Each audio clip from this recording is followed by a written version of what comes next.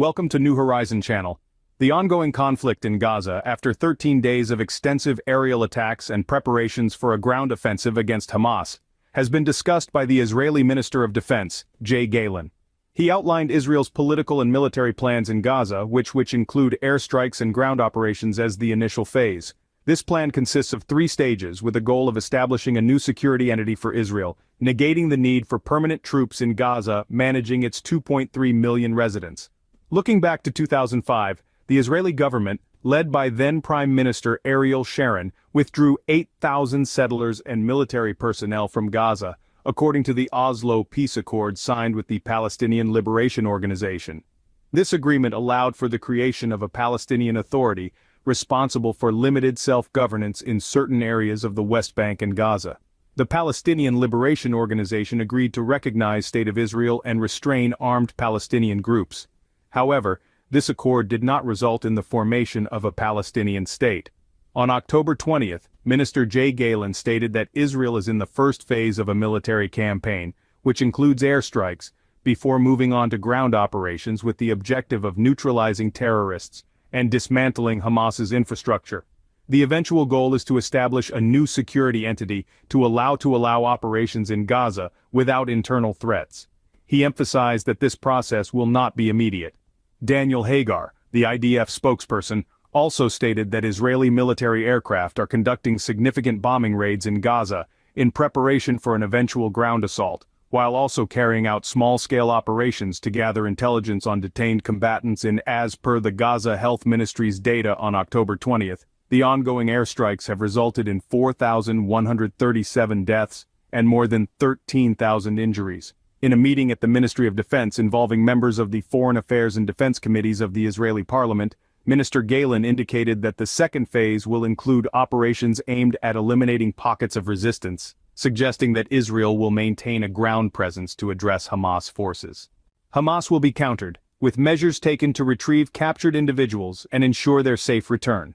The final phase will see Israel ceding responsibility for the residents in Gaza and enacting a new security framework for the Israeli populace. Minister Galen did not clarify who would assume control in Gaza upon the removal of the Hamas government. Israel presently has responsibility for the Gaza population, as it is considered militarily occupied due to Israel's control over its airspace and territorial waters. The counter-argument states that this is incorrect as there are no Israeli troops or settlers present, and that the Palestinian Authority governs the Gaza Strip. Since 2007, however, the Palestinian Authority lost control over Gaza when Hamas seized power by expelling rival Fatah movement forces. In the previous year, the Islamist movement won the elections but was not recognized internationally due to its refusal to acknowledge Israel and renounce violence. Gadi, an ex-leader of the Gaza division and former military attaché in the U.S., predicted this week that the campaign would endure for 6 to 8 months.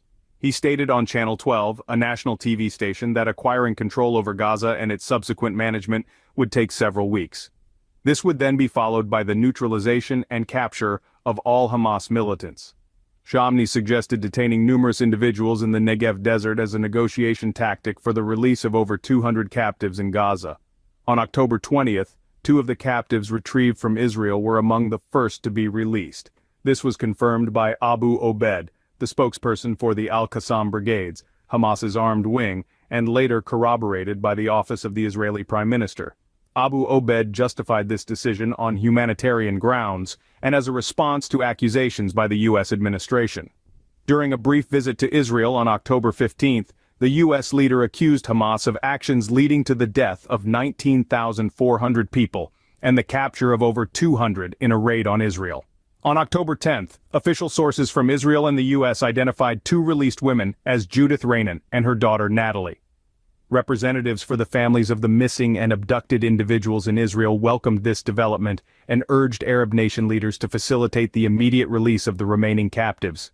Amidst rising tensions in Gaza, Israel is making preparations for a ground offensive.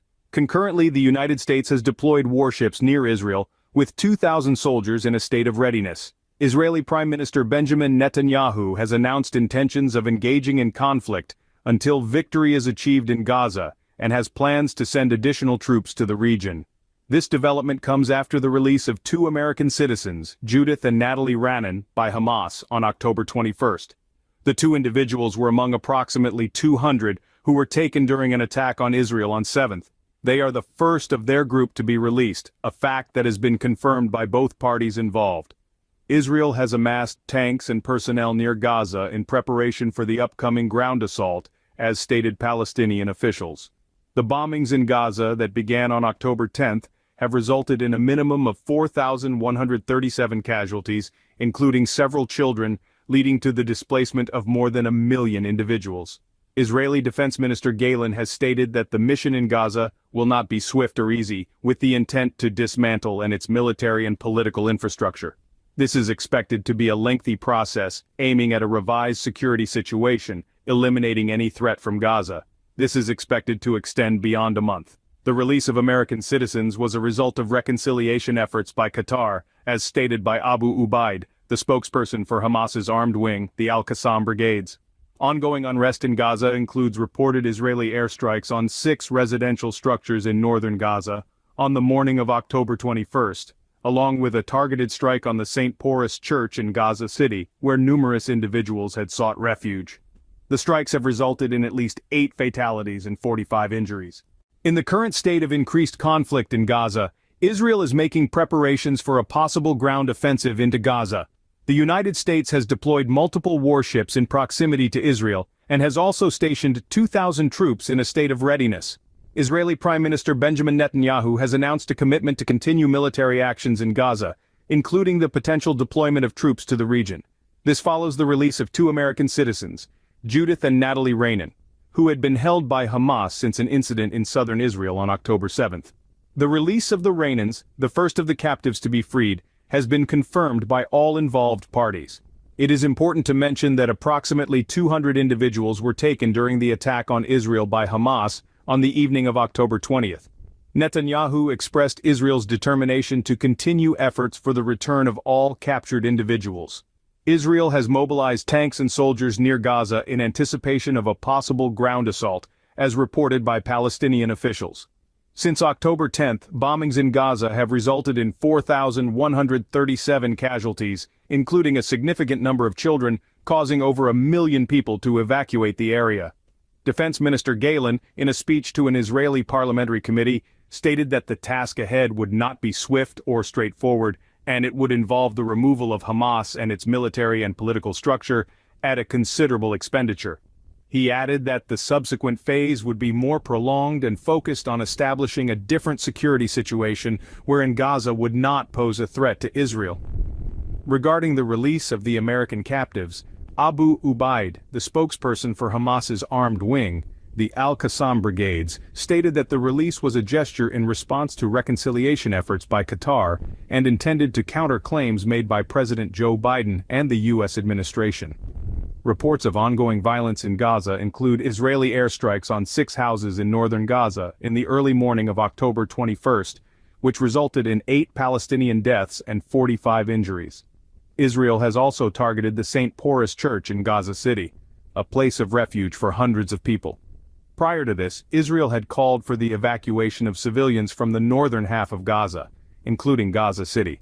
But many residents opted to stay due to fear and lack of safe relocation options.